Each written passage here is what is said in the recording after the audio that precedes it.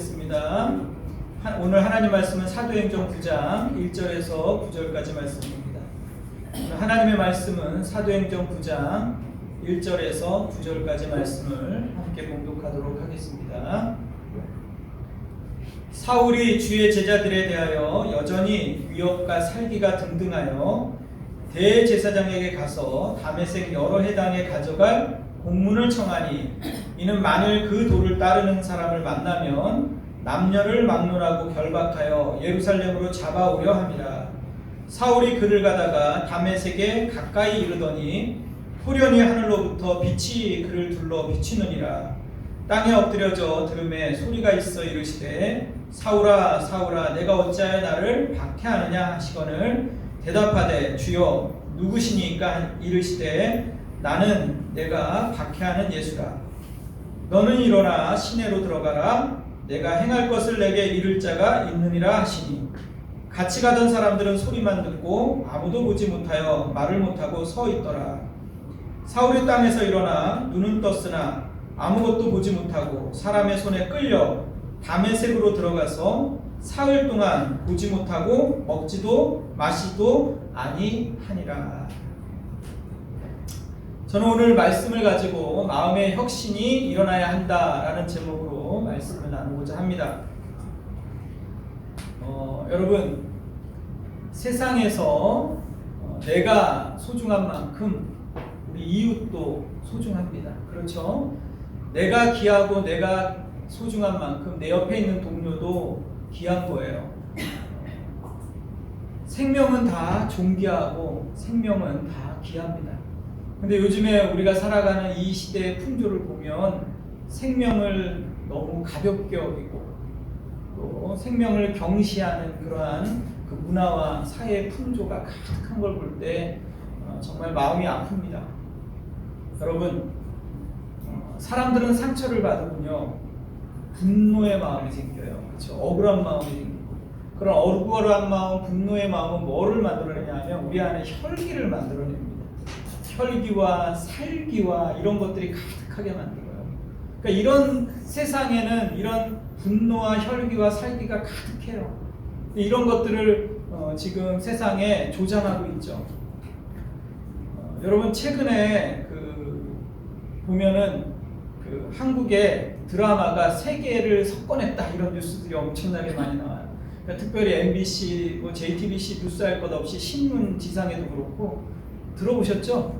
엄청나게 많은 주가가 들썩들썩합니다 지금.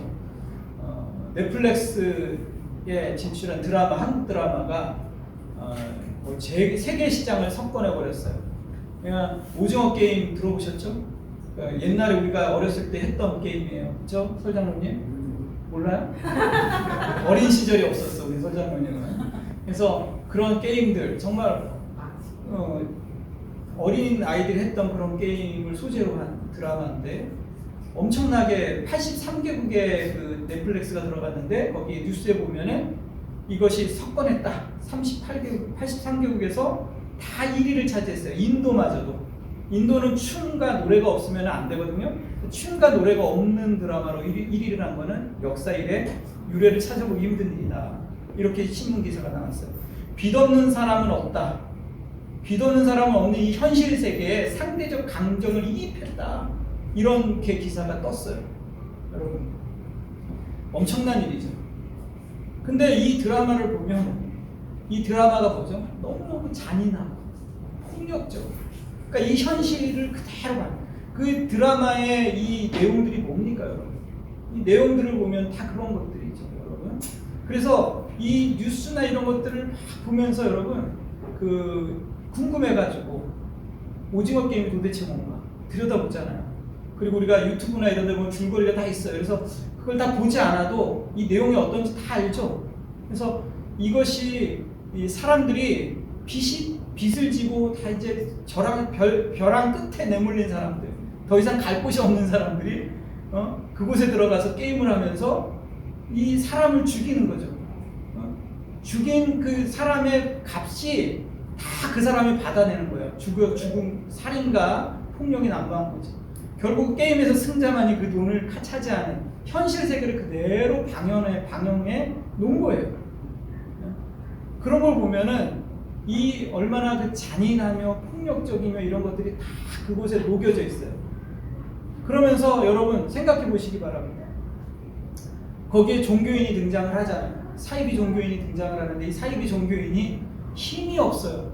자기의 이익만을 추구하고 이기심이 가득하고, 그러니까 현실에서 종교가 아무런 힘을 발휘하지 못한다는 것을 여과 없이 드러내주고 있는 거예요. 여러분, 이런 것들을 청소년들이 보면 안 되는 이유가 있어요. 왜 그럴까요? 그런 것들을 보거나 이러면 사람들이 어떻게 되냐면 잔인해져요. 감정이 강팍해진다. 몰인정해진다. 여러분, 아담과 하하가 처음에 타락할 때 어떻게 타락하죠? 생각으로부터 사탄이 그 생각에 집어넣는다고. 하나님을 대적할 만한 그런 생각들을 집어넣는, 생각이 그를 점령하자 그가 범죄하기 시작합니다. 여러분, 악한 영들이 이 세상을 점령하는 방법이 뭐겠어요? 생각에 들어가는 거예요. 이 드라마나 이런 것들이 왜 중요하냐면 사람의 생각을 사로잡기 때문에 그렇습니다.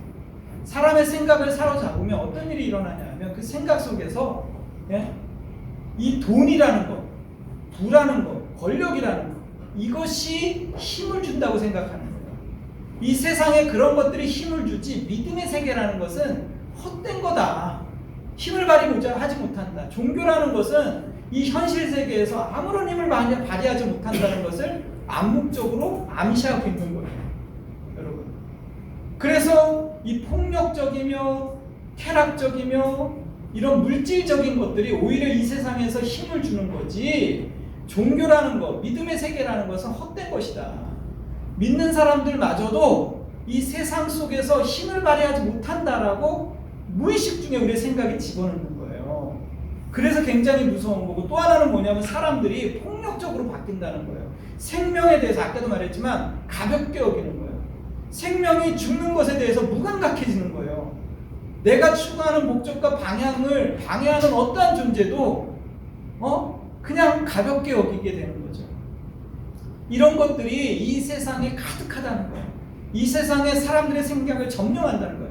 전 세계인들이 그것을 본다는 것은 그런 이 시대의 현실을 반영하고 있다는 거예요. 많은 사람들이 지금 공허한데 그 공허한 것들을 풀 수가 없는 거예요. 분노를 자극하는 거죠. 분노를. 세상을 향한 분노, 세상을 향한 억울한 마음을 자극하는 거예요. 그래서 이 세상에 분노가 가득한 거죠. 여러분, 사람들은요 굉장히 감정적입니다. 그렇지 않습니까? 여러분이 옆에 있는 사람들한테 물어볼 때 형제님, 자매님 생각이 어떠십니까? 물어봅니까? 생각은 너무 강범위하잖아요. 뭘 물어봐요? 오늘 기분이 어떠세요? 물어보죠. 감정이 상하셨나봐요? 물어보지. 왜 그래요? 얼굴빛을 보면 감정이 상했는지 안 상했는지 드러나잖아요. 그러니까 감정이라는 것은 사람의 전부를 장악한다고 볼 수 있어요. 굉장히 중요합니다. 이 감정과 생각의 영역이 굉장히 중요한 거예요. 그렇기 때문에 감정이라는 게 뭐예요? 외로움, 분노, 그렇죠? 쾌락, 고통, 이런 게 다 감정이란 말이에요. 그래서 감정이 한번 상하면 어떻게 됩니까? 감정이 상하면 예배도 안 드려지는 거예요. 속상하니까. 감정이 한번 상하면 원수를 맺고 분노가 일어나고 그러면 어떻게 해요? 밤에 잠도 안 오는 거예요. 일이 손에 잡히지 않는 거예요. 그렇기 때문에 사람들은요 감정의 노예라고 하는 거예요. 감정이 굉장히 중요하죠. 그렇지 않습니까? 그런데 여러분, 이 감정이라는 것은 우리가 누른다고 되는 게 아니에요. 내가 누르고 억누른다고 해서 되는 게 아니라, 감정을 누르면 어떻게 되죠? 엉뚱한 곳에 터져버리는 거예요. 감정을 눌렀다고 생각하는데 감정을 눌러놓으니까 어떻게 돼요? 빵 터져버리는 거예요. 감정은 누르는 게 아니라 뭐라고요? 변화시키는 거예요. 바꾸는 거라고요. 감정은 내가 감정이 바뀌지 않는 한 누른다고 해서 언젠가는 터지는 거예요. 우리는 감정을 그냥 눌러버리려고 한다고요. 근데 감정을요, 그 감정을 있는 대로 다 푸는 게 중요한 게 아닙니다, 여러분. 그건 사탄이 우리의 감정을 속이는 거예요. 우리는 감정을 풀어야 된다고 생각을 해요. 감정을 가지고 이것을, 감정이 내가 좋아야 된다고 생각해요. 만족해야 된다고 생각하는 거예요. 그게 아니에요, 여러분. 감정은요 우리를 속일 수 있어요. 내가 여기서 말씀을 듣다가 울어요. 울었으면 은혜 받아요? 울면서 은혜 받을 수도 있죠. 그런데 중요한 건 뭐냐면 감정은 우리를 속일 수 있다고요. 그걸 늘 인정해야 돼요. 감정은 나에게 분노를 줄 수도 있고 외로움을 줄 수도 있고 억울한 마음을 줄 수도 있어요. 근데 이것이 다가 아니에요. 그대로 인정을 해야 돼요. 그리고 어떻게 해야 된다고요? 바꿔야 돼요. 어떻게 바꿀까요? 은혜로 바꿔야 되는 거예요. 그 감정. 우리가 왜 예배 드립니까? 내 감정이 상해 있기 때문에 그 상한 감정을, 나쁜 감정은 뭘 갖다 줘요? 반드시 파멸을 갖고 온다고. 이 감정이라는 건 시한폭탄 같아가지고 이 감정이 터지면 나만 죽는 게 아니라 이웃도 죽는 거예요. 감정이 폭발하면 이 나쁜 감정이라는 결국은 나를 망치고 이웃도 망치고 파괴력을 가진다고요. 그렇기 때문에 이 감정 자체를 누르는 게 중요한 게 아니라 이 감정을 은혜의 감정으로 바꿔야 되는 거예요. 예배를 드리는 것이 왜 드리죠? 찬양을 왜 합니까? 찬양과 예배를 통해서 내 감정을 성령이 만지는 거예요. 생명을 무시하는 이 세상 가운데 생명을 존중하게 만드는 감정으로 바꾼다고요. 미움의 감정을 긍휼한 마음으로 바꿔낸다고요. 저 사람에 대해서 원수 같은 사람이 내 안에서 어느덧 예배 가운데서 그 형제에 대한 미움이 사라지게 됩니다. 불쌍히 여기는 마음이 생깁니다. 예배 가운데 나아가지 않으면 감정의 변화란 있을 수가 없어요. 계속 더 쌓이지. 더 억울하고 더 분노가 일어나지 그 감정이 예배 안에서 그리스도 안에서 만져지지 않는 한 바뀌지 않아요. 용서의 마음이라는 건 생기지 않는다고요. 그렇기 때문에 은혜 안에서 예배 안에서 내 마음이 어떻게 돼? 자꾸 부드러워지는 거예요. 어느덧 녹는 거예요. 그래서 변화돼야지만 감정이 바뀌어야지만 누를 수가 있는 거죠. 튀어나오지 않는 거예요. 바뀌었기 때문에. 이해가 되십니까? 그래서 여러분 예배 가운데 멀어지면 어느덧 나는 강팍해진다고 해서 세상 가운데 계속 나가면 나쁜 감정이 쌓이면 왜 멸망으로 갑니까? 그것이 쌓이면 하나님과 원수되는 삶을 살아갈 수밖에 없기 때문에 그래요. 세상의 신을 믿게 되기 때문에 그래요. 너희의 신은 너희의 배요. 이게 뭐예요? 감정이라고 얘기하는 거예요. 너희의 신은 결국 너희의 감정이다. 이렇게 성경은 얘기하고 있는 거예요. 내게 감정의 조종을 받는 거예요. 쾌락의 감정. 그렇죠? 왜 사람이 쾌락에 탐닉합니까? 성적인 욕망 왜 탐닉합니까? 권력, 부 이런 걸 왜 탐닉합니까? 고통도 탐닉한다고요. 왜? 그 순간은 내가 살아있다고 느끼기 때문에 그러는 거예요. 나쁜 감정이지만 나쁜 감정일지라도 내가 살아있는 것을 느끼고 싶기 때문에 사람은 거기에 빠지는 거예요. 그 중독에 빠지는 겁니다. 마약을 하고 술에 취하고 뭔가 나의 감정에 몰입하고 싶은 거예요. 근데 이런 감정들은 나를 예배로부터 멀어지게 만들고 하나님으로부터 끊어지게 만들고 사람들과의 관계뿐만 아니라 하나님과 관계를 끊어놓기 때문에 여러분 이것이 예배 가운데 다스림을 받아야 돼요. 요한복음 10장 10절에는 예수님이 뭐라고 말씀하셨습니까? 이런 것을 가지고 도둑이 온 것은 도둑질하고 죽이고 멸망시키려는 것뿐이요. 잘 기억하십시오. 이 세상은요 나를 죽이고 멸망시키는 데 목적이 있어요. 사단은 나에게 기쁨을 주고 만족을 주는 게 목적이 있는 게 아니에요. 쾌락을 주고 고통과 그런 것들을 통해서 뭘 줍니까? 그 감정을 통해서 나를 노예로 만드는 거예요. 내 인생을 파멸로 만들어 놓는 것이 그게 목적이에요. 하나님은, 예수님은 온 이유가 뭐라고요?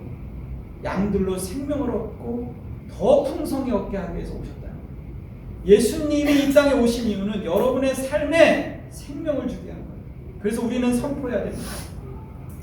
생명은 존귀한 것이다.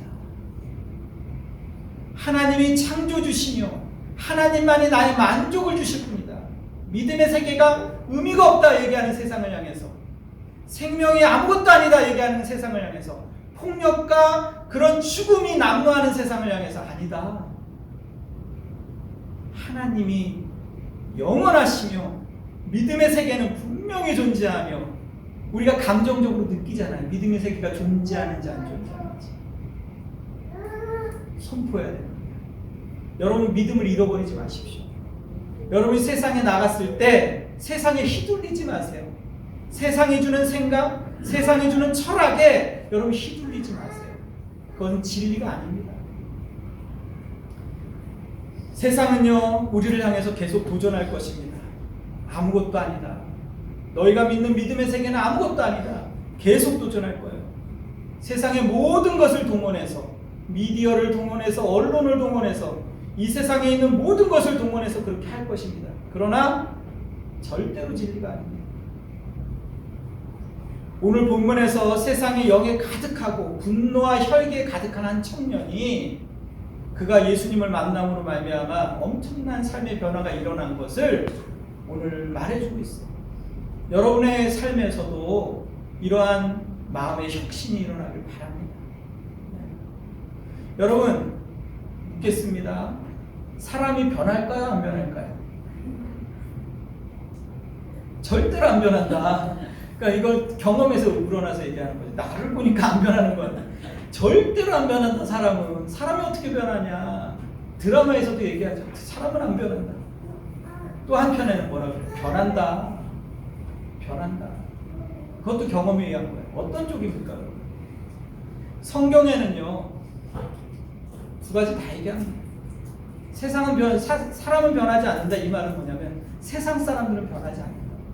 바뀌지 않아요. 본성 그대로 가요. 조금 가면을 쓸 뿐이지 그 본성 자체가 안 변하는 거예요. 탐욕과 그 욕망은 바뀌지 않는 거예요. 그냥 탈만 바꿨을 뿐이지, 교양을 입을 뿐이지 바뀌지 않는 거예요. 내면은 변화되지 않는 거예요. 그러나 또 변화된다는 건 뭐죠? 성경에 변화된 인물들이 나오잖아요. 예수님의 제자들이 변화됐잖아요. 성경에 변화된 인물들이 얼마나 많이 나옵니까? 오늘 대표적인 인물이 누구예요? 사울이에요. 변화됐어요. 이렇게 변화되는 인물이 나와요. 근데 이 사울이 예수님을 만나기 전의 모습을 한번 보십시오. 9장 1절이죠.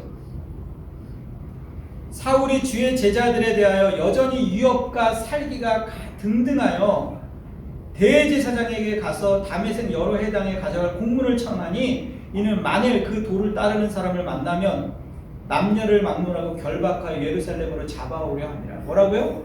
위협과 살기가 등등했다. 아까도 말했지만 폭력의 영이 가득한 거예요. 이 마음에 잡아 죽여야 되겠다. 살기가 뭐예요? 죽이겠다. 그러니까 이 마음에 살기가 가득한 거예요. 분노가 가득한 거예요. 이 사울이란 청년이 세상의 영으로 가득 찼습니다. 사울이 위협과 살기가 가득했는데 이가 열심이 없었습니까? 이 사울이라는 이 청년이요, 이 사람을 잡아 죽이기 위해서 250km를 달려갑니다. 250km가 가까운 거리가 아니에요. 여러분, 지금같이 교통이 발전하고 비행기를 타고 차로 이동하고 이런 시대가 아니라고요. 250km는 며칠을 가야 되는 거리예요. 그거를 사람을 죽이려는 살기로 열심을 내고 달려간다. 세상 사람들이 열심이 없어서 망하는 게 아니에요. 열심이 있다고, 자기 나름대로 신념이 있고 목표가 있다고. 여러분, 열심히 산다고. 열심히 돈을 벌고 열심히 득심하죠. 여러분, 열심을 내서 자기의 인생을 달려가죠. 근데 그것이 나를 구원해내지 못한다. 여러분, 믿으십니까? 열심히, 너를 그 열심이 어디를 향한 열심이냐 하나님 물으십니다. 우리가 마지막 때 하나님을 만나면 뭐라고 얘기하겠어요? 하나님, 저는 열심히 산 죄밖에 없습니다. 세상 사람들이 한결같이 말하는 게 뭐죠? 나는 그냥 열심히 사는 죄밖에 없다고요. 열심히 회사를 다녔고 열심히 직장 생활을 했고 그 수모를 겪으면서 그 일을 감당했고 열심히 자녀를 키운 것밖에 없다고 이렇게 얘기하지 않겠어요? 무엇을 향한 열심이냐? 어디를 향한 열심이고 누구를 향한 열심이냐고. 그 열심이 나의 생명을 건져내지 못한다고 얘기하고 있습니다. 사울은요, 분노로 가득했어요. 이 분노에 사로잡힌 열심이었다고요. 예수를 믿는 사람을 잡아 죽여야 되겠다. 분노는요, 사람을 움직이는 힘이 있어요. 그렇지 않습니까? 이 세상에는요, 분노의 영이 가득합니다. 사탄이 사람들을 움직이는 힘이 뭐겠어요? 분노라고요. 정치인들이 뭐를 자극합니까? 사람들의 분노를 자극하죠. 야, 가진 사람들이 다 그들이 다 차지했다. 젊은이들, 청년들의 마음에 불을 지르죠. 있는 집안 자녀들은 다 한다. 우리는 다 누린다. 그 마음에 뭘 자극합니까? 분노를 자극하죠. 부동산을 보면서, 부동산 투기를 보면서 뭘 생각해요? 분노를 자극하죠. 표를 얻죠, 그걸로. 세상은요, 사람들의 분노를 자극합니다. 이 가난에서 벗어나야 되겠다. 이 어려움에서 벗어나야 되겠다. 사람들은요, 이를 갑니다. 이 세상에 지금 뭐가 움직인다고 생각해? 사람들의 마음. 분노가 지금 움직이고 있다고요. 혈기가 가득하다고요. 여러분, 세상이요, 그런 것으로 가득하면 어떻게 되냐면 세상은요, 정말 적자생존이 되는 거예요. 동물의 왕국이 되는 거예요. 사람들이 냉혹해집니다. 믿을 수 없는 세상이 돼요. 사람이 사람을 믿을 수가 없는 거예요. 그런 시대가 돼버렸어요, 지금. 이게 누가 좋아할 것 같아요, 여러분? 어둠의 영이 좋아합니다. 도둑이 온 거는 뭐 한다고요? 도둑질하고 멸망하고 빼앗으려는 거예요. 결국 우리의 생명을 빼앗으려는 것들이죠.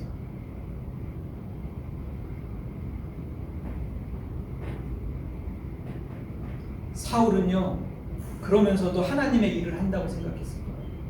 하나님의 일을 열심히 하는 거라고 생각했다고요. 그가 사람을 죽이려고 하고 음해하고 공격하면서도 하나님을 일을 한다고 얼마든지 생각할 수 있어요. 성경은 뭐라고 얘기합니까? 너희의 다툼과 싸움이 어디로부터 오느냐? 혈기로부터 온 거 아니냐? 그러니까 교회를 향해서 그렇게 얘기했어요. 교회라고 해서 안전지대입니까? 그렇지 않아요. 교회라고 해도 얼마든지 그 안에서요, 하나님의 뜻과 상관없이 다툴 수 있고 싸울 수 있어요.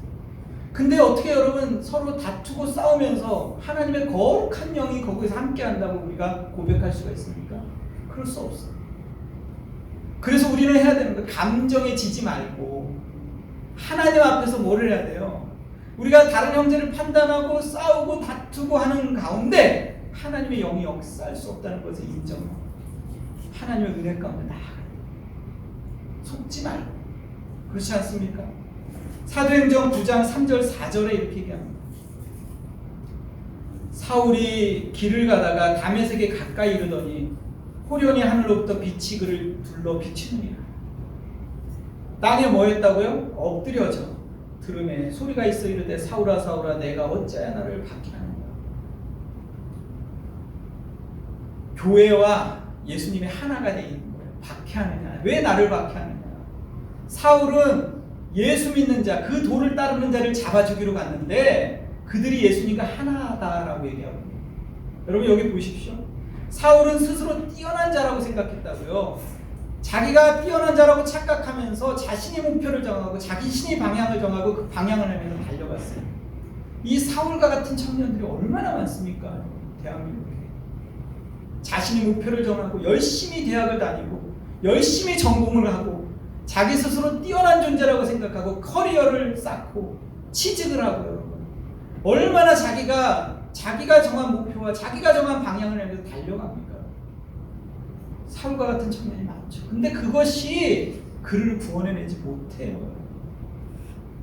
여기 보니까 사울이 뭐 했다고요? 호련히 갑자기 하늘로부터 빛이 그를 비췄어요.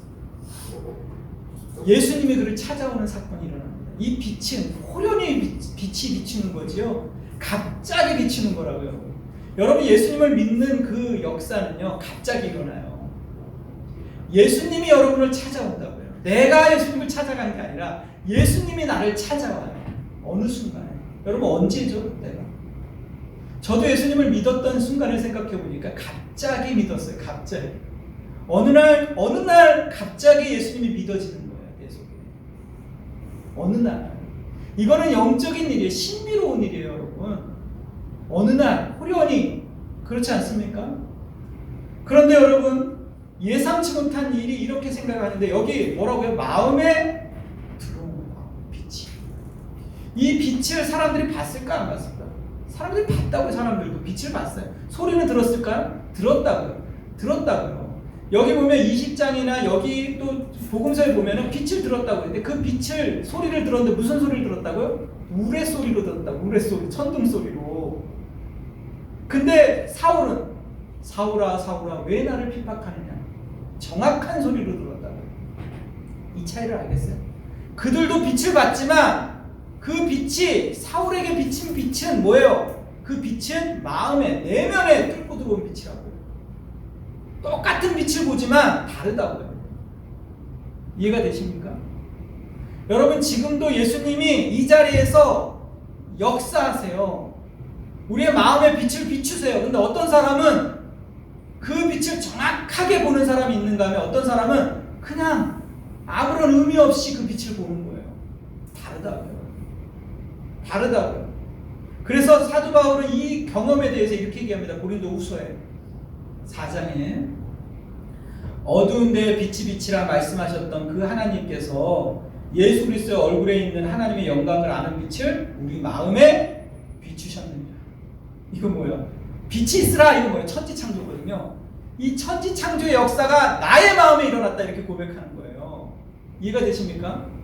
이 바울이요, 천지창조, 빛이 있으라 하심에 빛이 있었다. 온 우주 만물을 천지를 창조하셨던 그 하나님의 천지창조가 죄인인 나에게, 생명을 잃어버린 나에게, 무감각해져 있던 나에게 이 내면에 천지창조가 일어났다 이렇게 얘기합니다. 마음에 빛이 비쳤다. 근데 주변 사람들은 그 빛을 보면서도 깨닫지 못했던 거예요. 얼마나 이 놀라운 말씀입니까? 지금도 여러분, 하나님께서 천지창조를 여러분의 내면에 일으키는 사람이 있는가 하면 어떤 사람은 목사님 목청 크네요. 이렇게 이해를 한다고요. 목사님 열정적이네요. 이렇게 이해를 한다고요.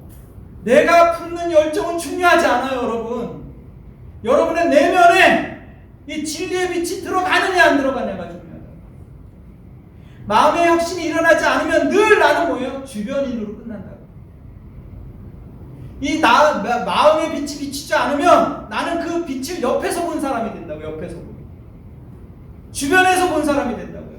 소리를 들었지만 그냥 천둥 소리로만 들린다고요. 이 차이를 여러분 분명히 아시겠습니까? 여러분, 이 사울이 이 빛을 보고 어떻게 했다고요? 얼굴에 이 빛을 보고 그가 엎드려졌다, 꼬꾸라졌다고 얘기해요.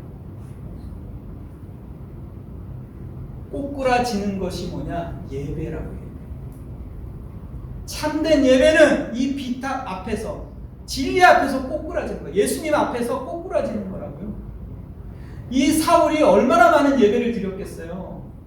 하나님을 믿는다고 생각했기 때문에 수많은 예배를 해당해서 드렸을 거라고요. 평생 드렸을 거라고요. 근데 꼬꾸라진 거는 오늘 하루, 이날이었다고요. 그가 비로소 예배자가 되는 거예요. 예배자가. 수없이 많이 드렸던 그 예배는 하나님이 받는 예배가 아니었어요. 그 전에 드렸던 예배는. 예배를 드리는 것이 아니라 예배를 받는 자가 되는 거예요. 받는 자. 여러분, 예배를 평가하지 마시고. 오늘 찬양은 곡을 왜 저렇게 뽑았어? 찬양은 왜 저래? 목사님은 오늘 목소리 톤이 왜 저래? 평가하지 마세요. 예배를 평가하지 말고, 예배를 평가하는 건 뭐예요? 예배를 내가 받는 자가 되는 거예요. 받는 자. 예배는 뭐예요? 드리는 자예요. 예배를 드리는 자는 말씀만 읽어도 그 말씀에서 은혜를 받아요. 찬양을 부르는 순간에 그 찬양의 가사 때문에 가사 한 절이 그 마음의 빛으로 들어오기도 해요. 도둑이 온 거는 도둑질하고 예수님이 온 것은 양으로 생명을 얻게, 이 말씀 읽는 동안에 이미 하나님의 은혜가 충만하게 임한다고. 진리는요, 예상치 못한 곳에서 내 마음을 때린다고요, 여러분. 네? 주변에 사람이 있느냐 없느냐, 주변에 사람들이 어떤 인식, 그게 중요한 게 아니에요, 여러분. 오늘 여기 한 자리에 한 사람만 앉아 있으면 어떻습니까? 하나님 뭐라 그랬어? 돌들로 나를 찬양하게 만들겠다 그랬다고요. 너희가 나를 찬양하지 않으면 돌들이 하나님을 찬양하게 하겠다. 하나님 그렇게도 하셨습니다. 저는 온 우주 만물을 창조한 하나님을 믿습니다. 누가 뭐래도 믿어요. 세상에 두 쪽 나도 믿어요. 내가 가난해도 믿어요. 내가 이 자리에서 목회를 그만두냐 하면 있어도 믿어요. 저는요. 아무것도 안 해도 믿어요. 네? 중요하지 않아요. 세상을 흘러가는 것들이라고. 사람들이 나를 인정하느냐 안 인정하느냐, 그거는요 지나가는 것들이에요. 다 그렇지 않습니까? 여기에 이 사울이 예수님 만나고 난 다음에 어떻게 됐다? 꼬꾸라졌어요.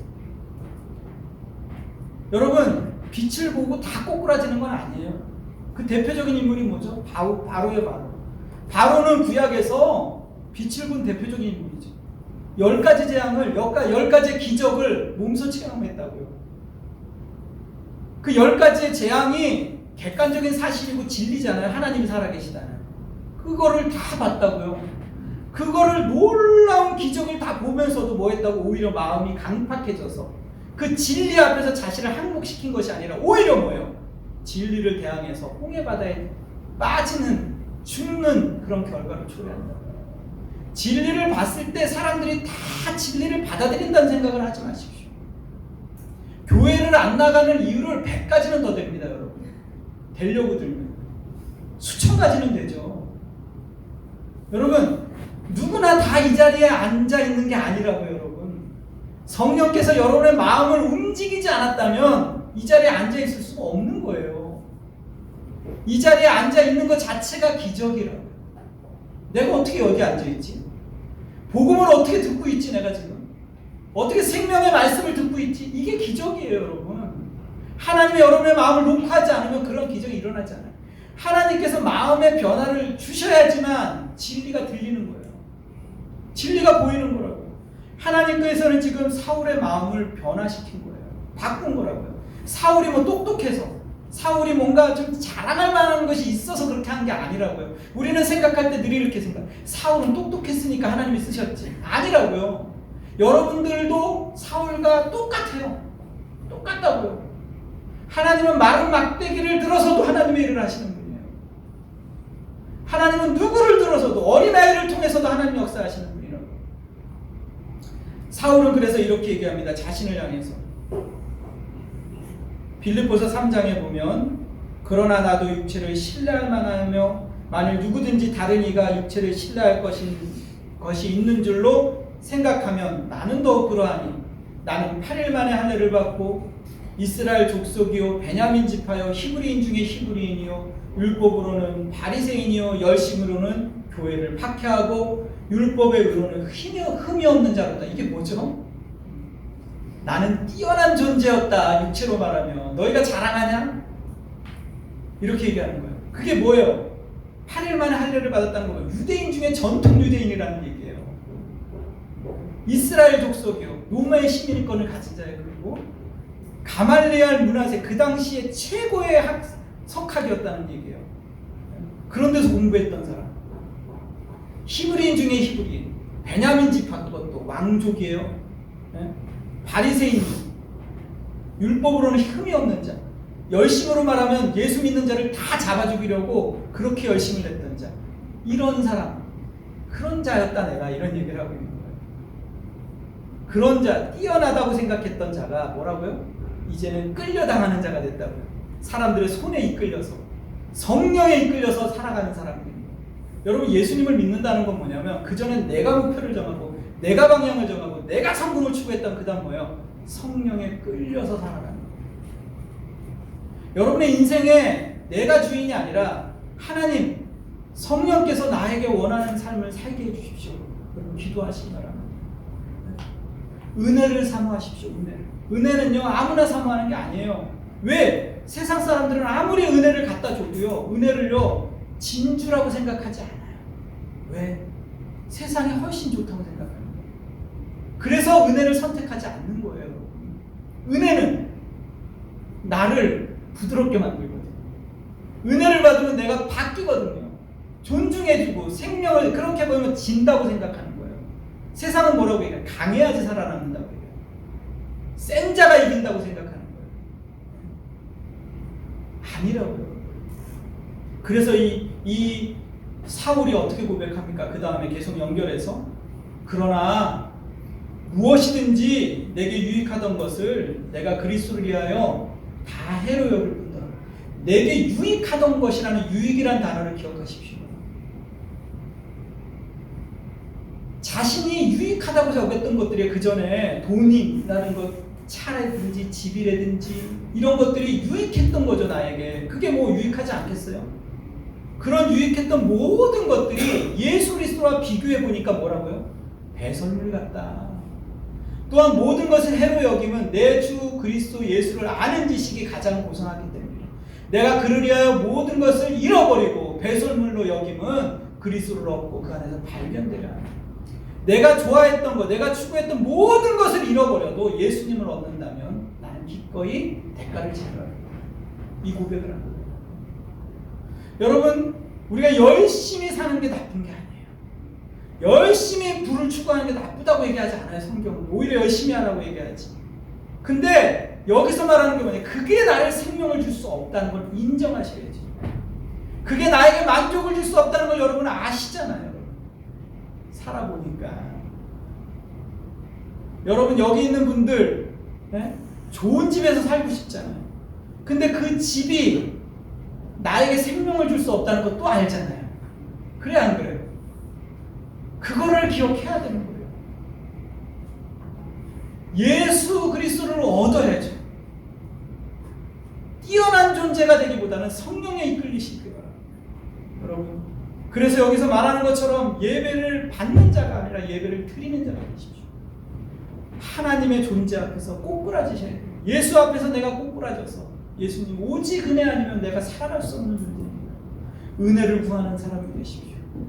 하나님을 구하는 사람이 되십시오. 감정의 노예가 되지 마시고 감정을 다스려야 되는 거예요. 감정에 빠져서 살지 마시고 감정은 나를 속일 수 있다는 생각을 가지고 그 감정에 사로잡혀가지고 모든 것을 다 집어던지지 마십시오. 그렇게 되는 게 뭐예요? 자살이라고. 자살도 감정의 하나라고요. 그거를 다 던져버리는 거예요. 여러분, 내 인생과 내 운명을 거기에 맡겨버리는 거예요. 그거 어리석은 거예요. 감정을 어떻게 하라고요? 성령께 맡겨요. 그리고 하나님을 기뻐하는 것도 하나의 감정이라고. 하나님을 출구하는 것도 감정이라고요. 그 은혜의 감정을 사모하십시오. 여러분의 생명을 얻게 될 것입니다. 믿으십니까? 이 시간 함께 하나님 앞에 나아가시기 바랍니다. 같이 찬양합시다. 작은